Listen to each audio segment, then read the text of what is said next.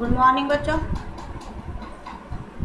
कल हम पढ़ रहे थे एक कंजूस राजा की कहानी, जिसमें दान का हिसाब भी लिया जाता है। वो राजा इतना कंजूस था कि अपने लिए तो वो खर्च करता था खूब, कि अच्छे अच्छे कपड़े पहनता था, सुगंधित चीज़ों का इस्तेमाल करता था, लेकिन उसके राज्य में जनता इतनी परेशान थी कि वो अपने राज्य की जनता को भी या दीन दुखी लोगों को भी एक दमड़ी भी देने को तैयार नहीं था।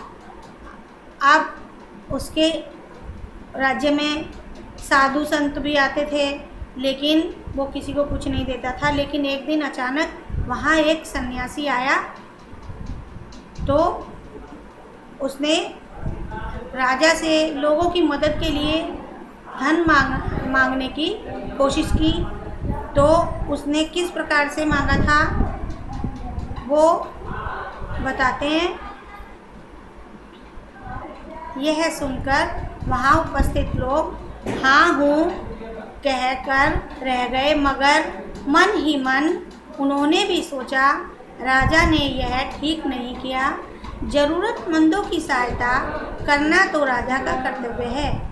2 दिन बाद न जाने कहाँ से एक बूढ़ा सन्यासी राजसभा में आया। उसने राजा को आशीर्वाद देते हुए कहा, दाता कर्ण महाराज, बड़ी दूर से आपकी प्रसिद्धि सुनकर आया हूँ, सन्यासी की इच्छा भी पूरी कर दें।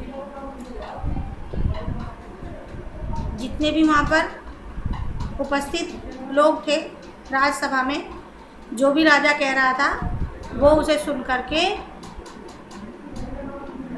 उसकी बात को सुनकर हाँ हूँ करके रह जाते थे। लेकिन अब की बार उन्होंने मन ही मन सोचा कि ये राजा ने ठीक नहीं किया। अकाल पड़ा हुआ है और उसमें भी वह ज़रूरतमंदों की सहायता नहीं करता, यह तो इसका कर्तव्य है। परंतु 2 दिन बाद कहीं से एक बूढ़ा सन्यासी राजसभा में आया। उसने राजा को आशीर्वाद देते हुए कहा कि दाता कर्ण महाराज, दाता कर्ण महाराज, कर्ण क्यों कहा उसने उसे कर्ण दाता कहा दान करने के लिए, कि दाता कर्ण महाराज, बड़ी दूर से आपकी प्रसिद्धि सुनकर आया हूँ। उसे पहले ही इस तरह से कहा कि वो मेरी बात सुनेगा तो मुझे दान दे देगा, सन्यासी की इच्छा भी पूरी कर दो। तो अपनी प्रशंसा सुनकर राजा बोला, जरा पता तो चले तुम्हें क्या चाहिए, यदि थोड़ा कम मांगो तो शायद मिल भी जाए। अपनी प्रशंसा तो सुनकर वह खुश तो हो गया, मगर फिर भी उसने सन्यासी से कहा कि पता तो मुझे चले कि तुम्हें क्या चाहिए, और अगर तुम थोड़ा सा मांगोगे तो मैं तुम्हें ज़रूर दूंगा। सन्यासी ने कहा, मैं तो सन्यासी हूँ, मैं अधिक धन का क्या करूँगा। मैं राजकोष से 20 दिन तक मामूली भिक्षा प्रतिदिन लेना चाहता हूँ। मेरा भिक्षा लेने का नियम इस प्रकार है, मैं पहले दिन जो लेता हूँ, दूसरे दिन उसका दुगना, तीसरे दिन उसका दुगना, फिर चौथे दिन तीसरे दिन का दुगना, इस तरह से प्रतिदिन दुगना लेता जाता हूँ। भिक्षा लेने का मेरा यही तरीका है। सन्यासी राजा से कहने लगा, मैं तो एक सन्यासी हूँ और मैं अधिक धन का क्या करूँगा। मैं राजकोष से 20 दिन तक मामूली सी एक भिक्षा रोज़ाना लेना चाहता हूँ। मेरा जो भिक्षा लेने का तरीका है वो इस प्रकार से है कि मैं जो पहले दिन लेता हूँ, दूसरे दिन उससे दुगना लेता हूँ, और तीसरे दिन का उससे दुगना लेता हूँ, फिर चौथे दिन तीसरे दिन का भी दुगना लेता हूँ, और इस तरह से रोज़ाना मैं दुगना लेता जाता हूँ। मेरा भिक्षा लेने का यही तरीका है। राजा बोला, तरीका तो समझ गया, मगर पहले दिन कितना लेंगे यही असली बात है। 2-4 रुपयों से पेट भर जाए तो अच्छी बात है, मगर एकदम से 20-50 मांगने लगे तब तो 20 दिन में काफ़ी बड़ी रकम हो जाएगी। राजा ने कहा कि तरीका तो तुम्हारा अच्छा है, लेकिन और मैं समझ भी गया, लेकिन कितना लेंगे पहले दिन में यही असली बात है। 2-4 रुपयों से तुम्हारा अगर पेट भर जाए तो बहुत अच्छी बात है, लेकिन एकदम से यदि तुम 20-50 मांगने लगोगे तो काफ़ी बड़ी रकम हो जाएगी। सन्यासी ने हंसते हुए कहा, महाराज मैं लोभी नहीं हूँ, आज मुझे 1 रुपया दीजिए, फिर 20 दिन तक दुगने करके देते रहने का हुक्म दे दीजिए। यह सुनकर राजा, मंत्री और दरबारी सभी की जान में जान आई। राजा ने हुक्म दे दिया कि सन्यासी के कहे अनुसार 20 दिन तक राजकोष से उन्हें भिक्षा दी जाती रहे। अब राजा सन्यासी ने जब हंसते हुए कहा, मैं महाराज लोभी नहीं हूँ, लोभी मीन्स लालची, आज मुझे 1 रुपया दे दीजिए, फिर 20 दिनों तक इनका दुगना करके मुझे देते रहना। यह सुनकर राजा, मंत्री और दरबारी सभी की जान में जान आ गई। राजा ने उनको हुक्म दे दिया कि सन्यासी जो कहता है उसी के अनुसार से 20 दिन तक हमारे राजकोष में से इनको भिक्षा मिलती रहे। सन्यासी राजा की जय जयकार करते हुए घर लौट गए। राजा के आदेश के अनुसार राजभंडारी प्रतिदिन हिसाब करके सन्यासी को भिक्षा देने लगा। इस तरह 2 दिन बीते, 10 दिन बीते, 2 सप्ताह तक भिक्षा देने के लिए भंडारी ने हिसाब करके देखा कि दान में काफ़ी धन निकला जा रहा है। यह देखकर उन्हें उलझन महसूस होने लगी। महाराज तो कभी किसी को इतना दान नहीं देते थे। उसने यह बात मंत्री को बताई। अब सन्यासी राजा की जय जयकार करते हुए लौट गए। राजा के आदेश के यानी राजा की आज्ञा के अनुसार से राज भंडारी, जो भंडार घर का राजा होता है, उसको रोजाना हिसाब करके सन्यासी को भिक्षा देने लगा। इस तरह से 2 दिन बीत गए, फिर उसके बाद 10 दिन बीत गए। 2 सप्ताह तक भिक्षा देने के बाद उस सन्यासी को भिक्षा देने के बाद भंडारी ने हिसाब करके देखा कि उस दिए हुए दान में से काफ़ी धन निकला जा चुका है। यह देखकर उन्हें उलझन महसूस होने लगी। महाराज तो कभी किसी को इतना दान नहीं देते। उसने यह बात अपने मंत्री को बताई। राजा ने कुछ सोचते हुए कहा, वाकई यह बात तो पहले ध्यान में नहीं आई, मगर अब कोई उपाय भी नहीं है। महाराज का हुक्म बदला भी नहीं जा सकता।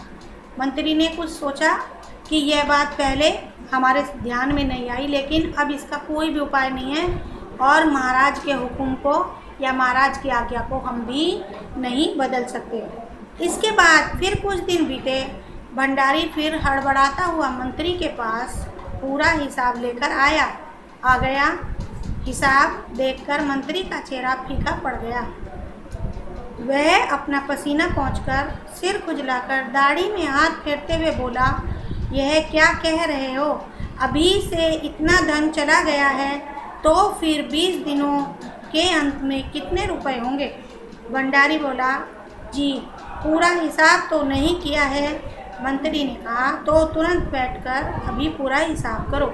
इसके बाद कुछ दिन बीत गए तो भंडारी बिल्कुल हड़बड़ाता हुआ यानी घबराता हुआ मंत्री के पास पूरा हिसाब करके लेकर आ गया। हिसाब देखकर मंत्री का चेहरा भी एकदम फीका पड़ना मीन्स मंत्री का चेहरा भी उतर गया। वह अपना पसीना पोंछ कर और अपने सिर को खुजाते हुए, अपनी दाढ़ी में हाथ फेरते हुए कहने लगा, यह क्या कह रहे हो?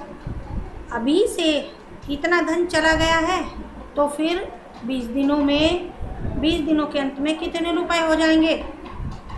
भंडारी बोला, जी मैंने पूरा हिसाब नहीं किया है। मंत्री ने कहा, तो तुरंत बैठकर उस हिसाब को पूरा कर लो। भंडारी हिसाब करने बैठ गया। मंत्री महाशय अपने माथे पर बर्फ की पट्टी लगाकर तेजी से पंखा झलवाने लगे। कुछ ही दिन में भंडारी ने पूरा हिसाब कर लिया। मंत्री ने पूछा, कुल मिलाकर कितना हुआ? भंडारी ने हाथ जोड़कर कहा, जी 10,48,575 रुपये। मंत्री गुस्से में बोला, मजाक कर रहे हो? यदि सन्यासी को इतने रुपए दे दिए तब तो राजकोष खाली हो जाएगा। भंडारी भंडारी हिसाब करने बैठ गया तो मंत्री ने अपने माथे पर बर्फ़ की पट्टी लगाकर उसने तेज़ी से अपना पंखा जलवाना शुरू किया और वो खुद भी चलने लगा। कुछ देर में भंडारी ने पूरा हिसाब कर लिया तो उसने मंत्री से पूछ लिया, बताओ कि कुल मिलाकर कितना हुआ। तो भंडारी ने हाथ जोड़कर कहा कि महाराज 10,48,575 रुपये हो गए। मंत्री गुस्से में बोलने लगा कि क्या मजाक कर रहे हो, यदि सन्यासी को इतने रुपए दे दिए तो हमारा तो राजकोष ही खाली हो जाएगा। भंडारी ने कहा, मजाक क्यों करूँगा, आप ही हिसाब देख लीजिए। यह कहकर उसने हिसाब का कागज़ मंत्री को दे दिया। हिसाब देखकर मंत्री जी को चक्कर आ गया। सभी उन्हें संभालकर बड़ी मुश्किलों से राजा के पास ले गए। राजा ने पूछा, क्या बात है? मंत्री बोले, महाराज राजकोष खाली होने जा रहा है। राजा ने पूछा, वह कैसे?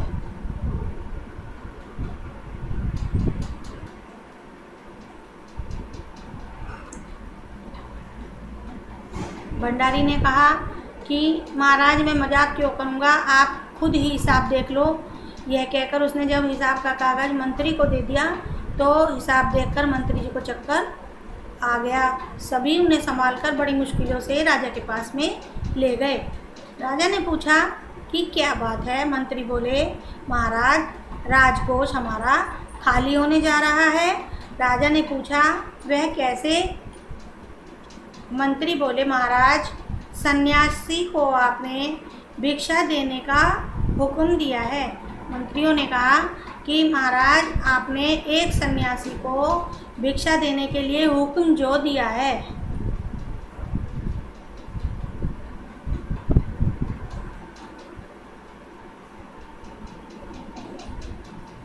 दान का हिसाब देख लीजिए बच्चों। पहले दिन में 1 रुपया, दूसरा दिन 2 रुपया, तीसरा दिन 4 रुपया, चौथा दिन 8 रुपया, 5वां दिन 16 रुपये। इसी तरह से उसका हिसाब दुगना होता चला गया और 10,48,575 रुपये हो गए।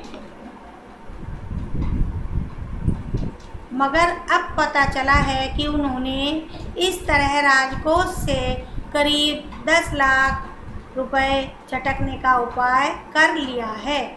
राजा ने गुस्से से कहा, मैंने इतने रुपए देने का आदेश तो नहीं दिया था, फिर इतने रुपए क्यों दिए जा रहे हैं? भंडारी को बुलाओ। राजा को जब इस बात का पता चला तो उन्होंने कहा कि आपस में मंत्री और राजा बात करने लगे। तो मंत्री ने कहा कि अब पता चला कि उन्होंने इस तरह से राजकोष से करीब 10 लाख रुपए झटकने का उपाय भी कर लिया है। राजा ने गुस्से से कहा कि मैंने तो इतने रुपए देने की आज्ञा नहीं दी थी, तो इतने रुपए उनको क्यों दिए गए हैं? भंडारी को बुलाओ। भंडारी मीन्स जो राजकोष का मालिक बना हुआ था। मंत्री ने कहा, जी सब कुछ आपके हुक्म के अनुसार ही हुआ है, आप खुद ही दान का हिसाब देख लीजिए। राजा ने उसे 1 बार देखा, 2 बार देखा, इसके बाद वह बेहोश हो गया। काफ़ी कोशिशों के बाद उनके होश में आ जाने पर लोग सन्यासी को बुलाने दौड़े। जब राजा को पता चला कि उसका राजकोष खाली होने जा रहा है, तब मंत्री ने कहा बाद में कि जी सब कुछ आपके ही तो आज्ञा के अनुसार हुआ है, आप खुद ही अपने दान का हिसाब देख लीजिए। राजा ने उसे 1 बार देखा, 2 बार देखा। जब राजा ने उसे कई बार देख लिया तो उसके बाद राजा बेहोश हो गया और वह बहुत सारे प्रयत्न करने के बाद या काफ़ी कोशिश करने के बाद होश में आने पर उसने लोगों से कहा कि सन्यासी को बुला कर लाओ। तो इसलिए वो सन्यासी को बुलाने चले गए। सन्यासी के आते ही राजा रोते हुए उनके पैरों पर गिर पड़ा, बोला, दुहाई है सन्यासी महाराज, मुझे इस तरह जान माल से मत मारिए, जैसे भी हो एक समझौता करके मुझे वचन से मुक्त कर दीजिए। तब सन्यासी जब आ गया तो राजा ने उसके आने पर रोते हुए कहा और उसके पैरों पर गिर गया, बोला कि हे सन्यासी महाराज, आपकी दुहाई है, मैं आपसे विनती करता हूँ कि मुझे इस तरह से धीरे धीरे मत मारिए। जान माल मीन्स मुझे जान से और मेरा माल लेकर के मुझे मत मारिए। जैसे भी हो एक समझौता कर लीजिए। समझौता मीन्स आपस में बैठकर एक जो हिसाब होता है वो कर लीजिए और मुझे मेरे वचन से मुक्त कर दीजिए। अगर आपको 20 दिन तक भिक्षा दी गई तो राजकोष खाली हो जाएगा, फिर राजकाज कैसे चलेगा?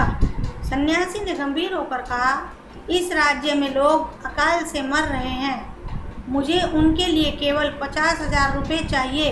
वह रुपया मिलते ही मैं समझूंगा मुझे मेरी पूरी भिक्षा मिल गई है। राजा ने कहा, परंतु उस दिन एक आदमी ने मुझसे कहा था कि लोगों के लिए 10,000 रुपये ही बहुत होंगे। सन्यासी ने कहा, मगर आज मैं कहता हूँ कि 50,000 से एक पैसा कम नहीं लूँगा। राजा ने कहा कि अगर आपको 20 दिन तक भिक्षा दी मैंने तो मेरा तो राजकोष खाली हो जाएगा और मेरा राजकाज कैसे चलेगा? तब सन्यासी एकदम गंभीर हो गया और बोला, इस राज्य में लोग अकाल से मर रहे हैं। अकाल क्या होता है? सूखा पड़ जाना, वर्षा का ना होना, खेती ना होना, ये सब अकाल होता है। और मुझे उन लोगों के लिए केवल 50,000 रुपयों की ज़रूरत है। वह रुपया मिलते ही मैं समझूंगा कि मेरी भिक्षा पूरी हो गई या मुझे पूरी भिक्षा मिल गई। राजा ने कहा, परंतु उस दिन एक आदमी ने मुझसे कहा था कि लोगों के लिए 10,000 रुपये ही बहुत होंगे। तो राजा ने उस सन्यासी को कहा कि लेकिन उस दिन तो एक आदमी ने मेरे से केवल 10,000 रुपये ही मांगे थे। सन्यासी ने कहा, मगर आज मैं कहता हूँ कि 50,000 से एक रुपया भी कम नहीं लूँगा। तो क्यों कहा सन्यासी ने? क्योंकि राजा उस दिन तो 10,000 रुपये भी नहीं दे रहा था। तो आज सन्यासी ने अपने रुपए की जो मांग थी वो बढ़ा दी। राजा गिड़गिड़ाया, मंत्री गिड़गिड़ाए, सभी गिड़गिड़ाए, मगर सन्यासी अपने वचन पर डटा रहा। आखिरकार लाचार होकर राजकोष से 50,000 रुपये सन्यासी को देने के बाद ही राजा की जान बची। पूरे देश में खबर फैल गई कि अकाल के कारण राजकोष से 50,000 रुपये राहत में दिए गए हैं। सभी ने कहा, हमारे महाराज कर्ण जैसे ही दानी हैं। राजा गिड़गिड़ाया, यानी राजा ने भी सन्यासी से विनती की, मंत्री ने भी की और दरबार में सभी ने की, लेकिन सन्यासी अपने वचन पर ही डटा रहा और उसने अंत में राजा बिल्कुल विवश हो गया तो उसे राजकोष से 50,000 रुपये सन्यासी को दिए, तभी उसकी जान बची। जान बची मीन्स उसका पीछा छूटा। फिर पूरे देश में खबर फैल गई कि अकाल के कारण राजा ने राजकोष से 50,000 रुपये दिए हैं, 50,000 रुपये से लोगों की सहायता की है। सभी ने कहा कि हमारे महाराज तो जैसे दानी कर्ण थे ऐसे ही हमारे राजा भी दानी हैं। कर्ण कौन थे? महाभारत के समय में कुंती के पुत्र और पांडवों के भाई थे।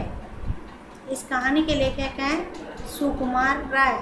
यह कहानी हमें शिक्षा देती है कि हमें समय रहते ही लोगों की मदद कर देनी चाहिए। कई बार क्या होता है कि हम यदि उस समय मदद नहीं करते हैं तो कोई ना कोई हमसे उन लोगों की मदद के लिए दूसरे तरीके से मदद करवा ही लेता है, तो दूसरों की सहायता ना पड़े, इसलिए अपने आप ही दूसरे व्यक्तियों की, जो दुखी व्यक्ति हैं, उनकी हमें समय पर सहायता करनी चाहिए। धन्यवाद।